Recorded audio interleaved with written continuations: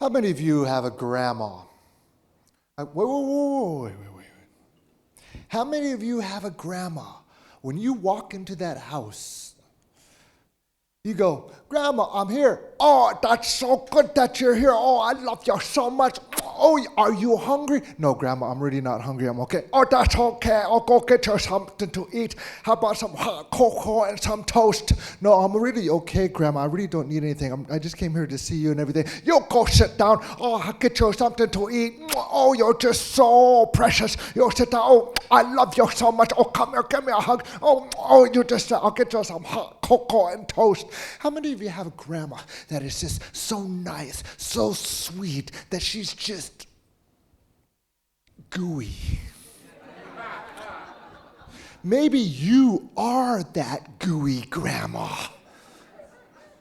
You know, because I had a grandma, I'd walk into the house and I'd go, Grandma, I'm here. Oh, that's good that you're here. You'll get that bucket. You'll go get me some water. Oh, come on, Grandma, I'm tired.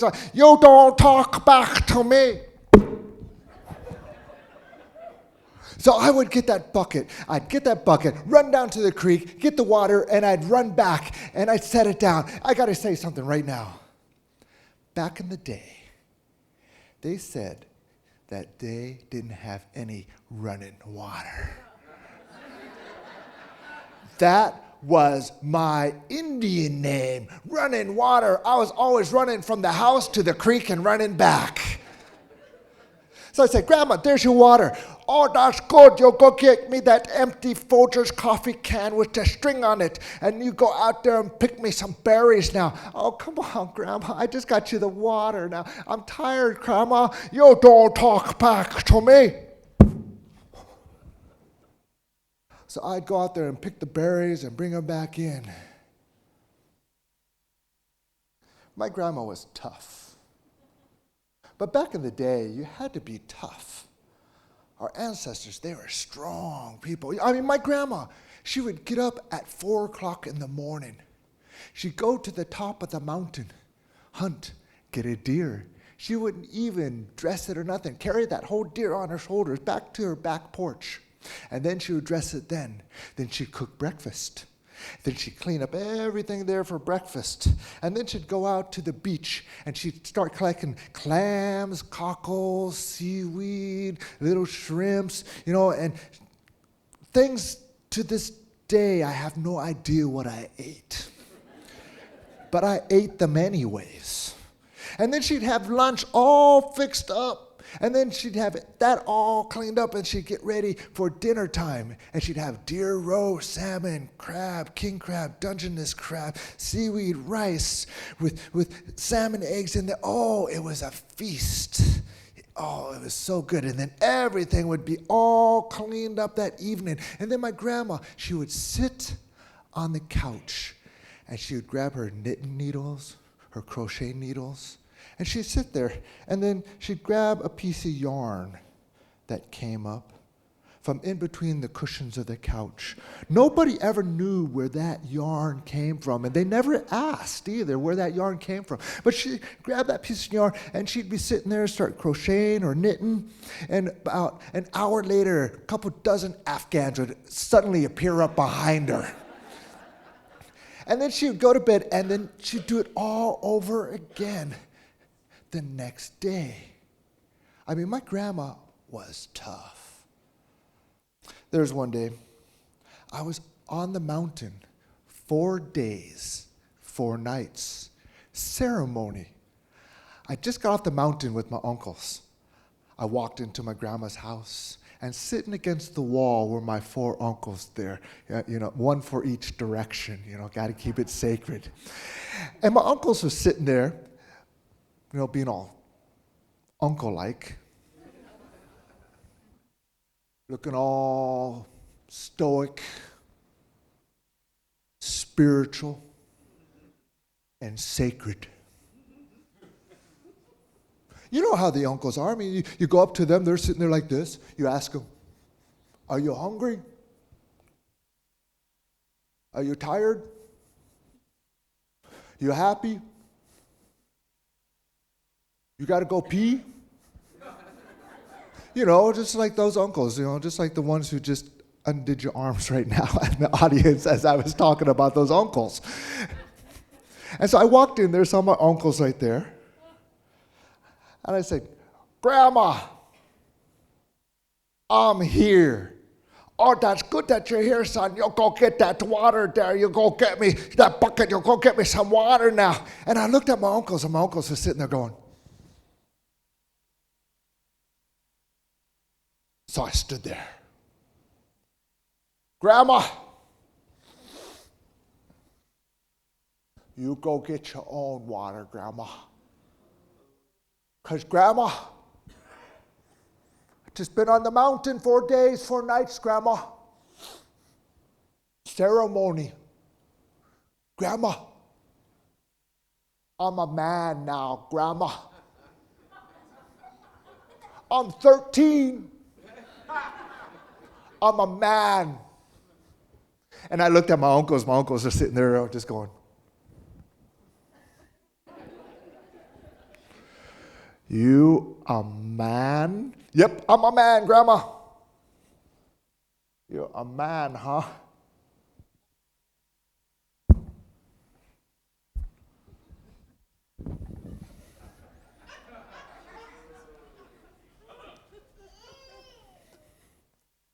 Come on, man. And I was looking at my grandma. We call her Big Grandma because she's about this big. But she's got this heart that is just like this big. And I looked at her and she was just looking cute. I said, come on, Grandma. Oh, that's so, come on. I like you sort of joke around a lot. Come on, Grandma. Give me a hug, Grandma. Give me a hug.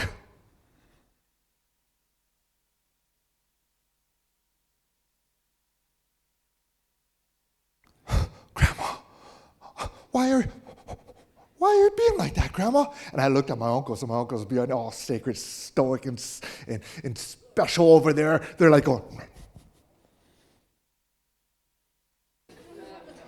well, Grandma, come on. Show me some love, Grandma. Come on, show me some love here, Grandma.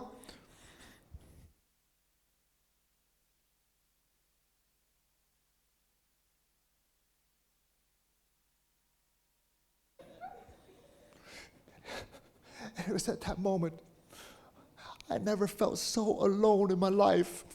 I mean, my uncles were over there looking like these sacred shamans, whatever the heck they were at the moment there. And my grandma's over here looking like Muhammad Ali, Sugar Ray Leonard, and Bruce Lee. And I was like, going, fine. I don't need you. I don't need any of you. Fine, if you're going to be that way, fine. And I thought to myself, I'm a man now. I'm a man. I'm a man. If you're going to be that way, bring it on. And it was WWF, WWC, WWWrestlinggrandma.com. And I had my grandma, I had her in the headlock. I'm going, Grandma, have you had enough yet? Have you had enough yet? And she's down there, she goes, you haven't even seen nothing yet. And it was at that moment, I closed my eyes for just a moment. And I felt myself, my feet flew up from under me. And everything went in slow motion. And I felt like 10 hands, no, 20, 100, 1,000 hands holding me in the air as I suspended up in the air for just a moment. And I felt like a leaf floating down and a thud.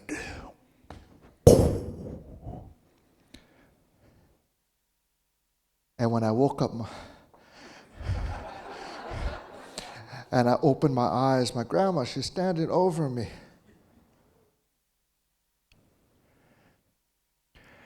You want some toast and hot cocoa, son?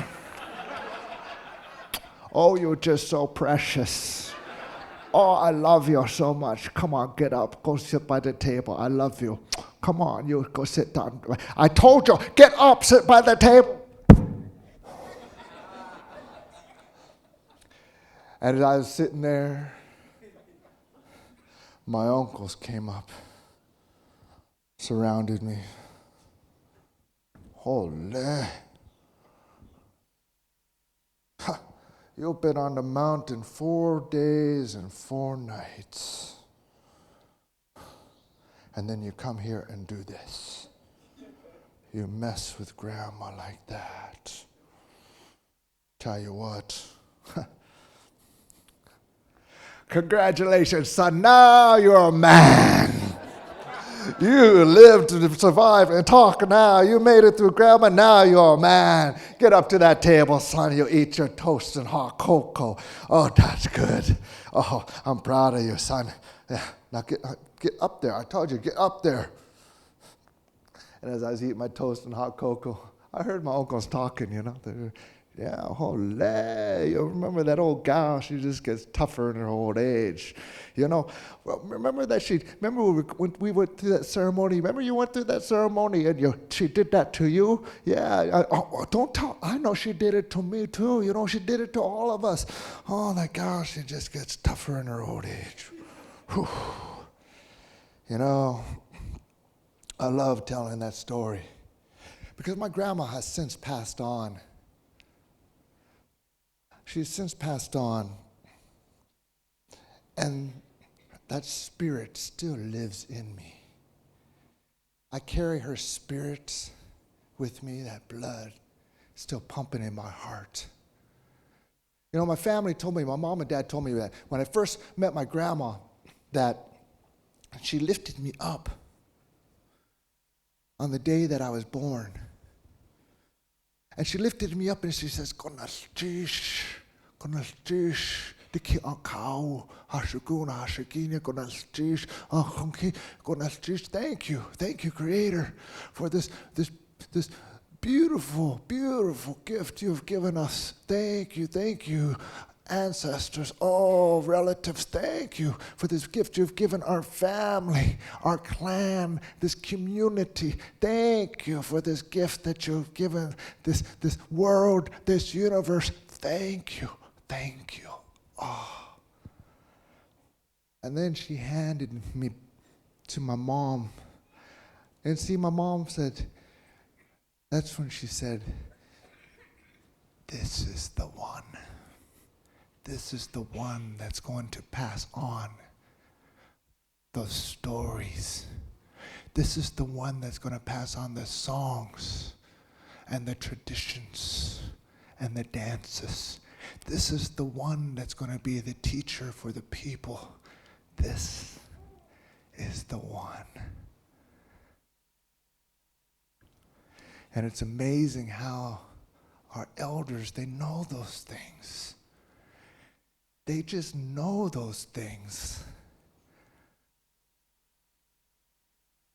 My grandma, I love to go to my grandma's house. And I would sit there with my grandma, and we would sit there and we would watch The Price is Right. And she would always get it right. She didn't speak English very well, but she could talk up a storm in Tlingit.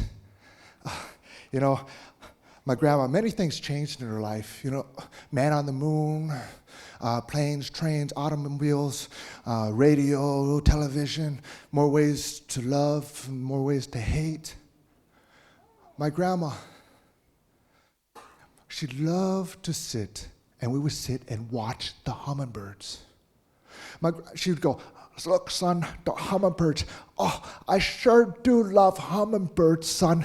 You see, those hummingbirds, they're really little fairies watching over you, son. I sure do love hummingbirds. This one time, my grandma, she loves to go out to parties, Indian parties, and we would be dancing all night long.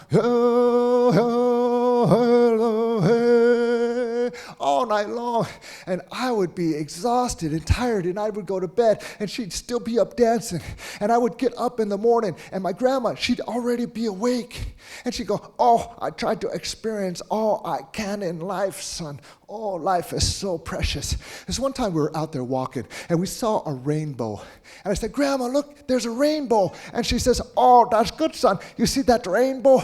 Every time you see a rainbow, you think good thoughts, and one day you'll get your pot of gold. Me, I already gave all mine away. how do you cook adobo, Grandma? And she goes, oh, you put a little bit of this in the pan, you put a little bit of that in there, and then you put it on medium, and when you can smell it in every room in the house, it's done. And she came up to me and said, son, listen to me. You try to learn something every day. Try to learn something every day. Look at me. Look how old I am.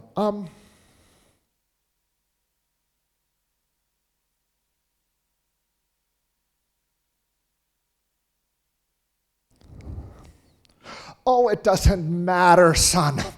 You learn something every day. You know, it was one day I got my plane ticket to go see my grandma. And then I got the call that she went to sleep. And as I was standing there and she was sleeping, she was holding the eagle feather that I beaded for her, and I gave it to her. And I remember when I gave her that eagle feather, she got up out of her chair. She was dancing and dancing and dancing. And I was thinking to myself as I saw her lying there with that eagle feather, I'm thinking, Grandma, come on, Grandma, get up, Grandma, dance. Dance, Grandma. You know, now when I go on stage to tell stories, to sing, or to dance, oftentimes I'll look out the window and I'll see a hummingbird watching me.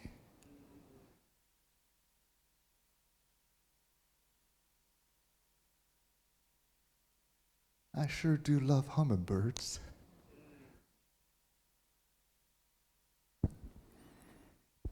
Ah, thank you. Thank you so much.